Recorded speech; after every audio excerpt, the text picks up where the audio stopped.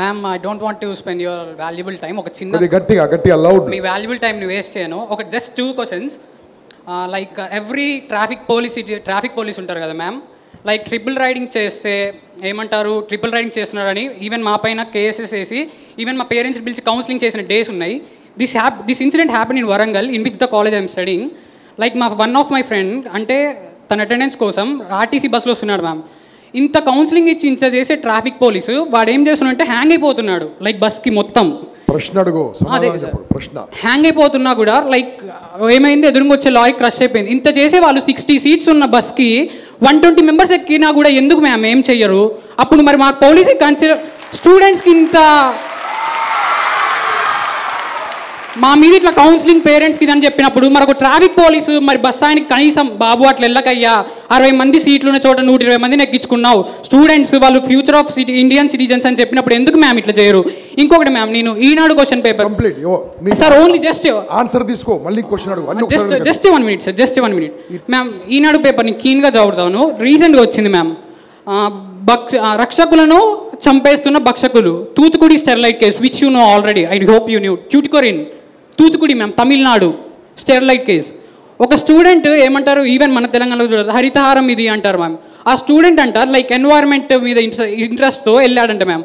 స్టెర్లైట్ పెట్టకండి, ఇట్లా వాటర్ ఇవన్నీ అయితే తనని పోలీస్ యాక్చువల్ ఎన్కౌంటర్ జరిగి తను చనిపోతే వాళ్ళ మదర్ నా కొడుకు చనిపోయాడయ్యా, నా కూతురు ఇట్లా ఫిజికల్లీ హ్యాండిక్యాప్డ్, ఒక ఎన్వైర్న్మెంట్ కోసం చనిపోతే ఏంటయ్యా ఇది అని ఏడుస్తుంది మ్యామ్. ఈనాడు పేపర్లో ఆర్టికల్ వచ్చింది. లైక్ ఇలాంటివి చూసిన తర్వాత ఎలా అనిపిస్తుంది మ్యామ్ ఒక కంట్రీకి ఇట్లా సర్వ్ చేయాలని? Thank you so much for what ever you have asked. రెండిట్లో కూడా మీ సామాజిక స్పృహ కనిపిస్తూ ఉంది.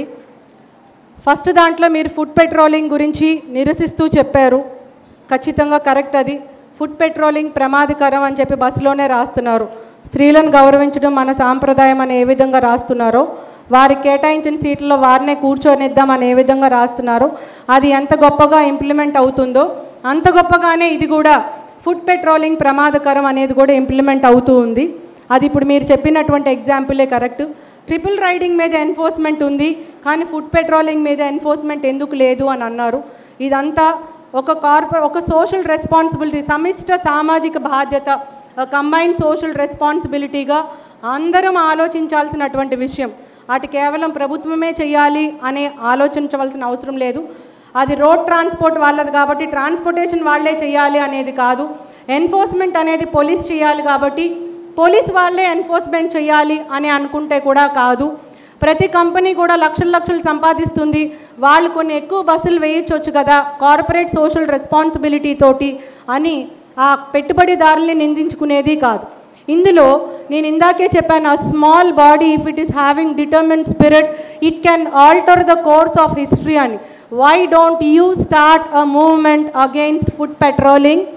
Why don't we from this stage, ఈ ఇంపాక్ట్ ఫౌండేషన్ నుంచి, ఈ స్టేజ్ నుంచే why don't we take an or a oath that never we accept or never we follow that food patrolling, ఎంత కష్టమైనా కూడా. ఎందుకు అంటే మీరు అడిగినటువంటి ప్రశ్నలో ఒక ఆవేదన ఉంది, అది కరెక్టే. కానీ ప్రతివాడు ప్రశ్నిస్తే సొల్యూషన్ వచ్చేది ఎక్కడ? ప్రతివాడు వేరే వాళ్ళని నిందిస్తూ ఉంటే ఆర్టీసీ తప్పు, బస్సులు లేవు, గవర్నమెంట్ తప్పు సరిగ్గా చూడట్లా, పోలీసు తప్పు సరిగ్గా ఎన్ఫోర్స్మెంట్ చేయట్లా, పెట్టుబడిదారులు తప్పు వాళ్ళు సంపాదించుకుంటున్నారు కానీ సమాజానికి ఏం చేయట్లా, తల్లిదండ్రులు తప్పు బస్సులోనే పంపిస్తున్నారు ఒక సైకిలో లేకపోతే స్కూటరో కొనివ్వట్లా, లేదా స్టూడెంట్స్కి తప్పు వాడికి తెలియదు ప్రాణంతో చెలగాట ఆడుతున్నాడు అని అందరూ తప్పు చూపించే బదులు మనం ఇక్కడి నుంచి స్టార్ట్ చేద్దాం ఒక ఉద్యమం. ఈ ఎన్ఫోర్స్మెంట్ ట్రాఫిక్ రూల్స్ని ఖచ్చితంగా పాటిస్తాను, నేను పాటిస్తాను అని ప్రతి వాళ్ళు ఇక్కడే మనం ఒక ప్రమాణం తీసుకుందాం.